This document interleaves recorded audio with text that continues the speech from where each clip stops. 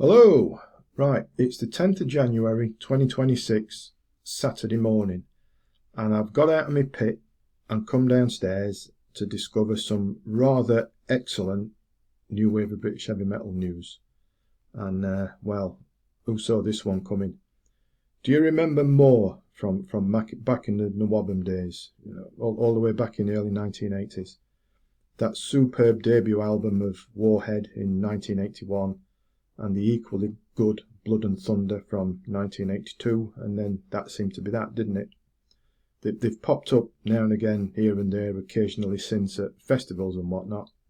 But now, the big news is that some 44 years after Blood and Thunder, More will release a new album on the 6th of March 2026. So what's that? Just a few weeks from today. Say it's the 10th of January 2026.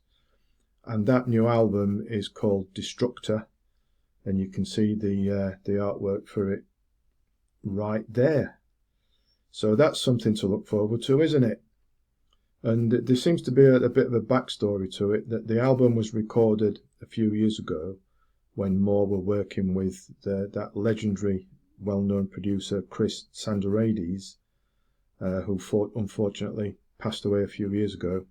And but for whatever reason, the album wasn't released back then.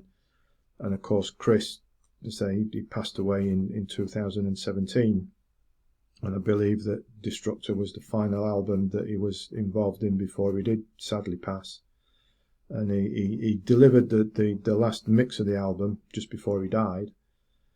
And that mix has seemingly been lost somewhere, but rediscovered by More bassist Baz Nichols, and now here we are. It's all set to be released on 6th of March, so just a few weeks from today. I've seen, or well, rather heard one track off it, Requiem, and it's a banger. Proper good old Nawabum, the Nawabum roots are still there, but there's plenty of fresh power and presence to it as well. So if the rest of the album's anything like that, it's going to be a cracker. To handle the release, More have even gone to the trouble to form their own record label to do it. There's a limited edition fully signed CD which is available to order now directly from More's online store. And for you digital types, if you prefer all that stuff, I still don't understand it.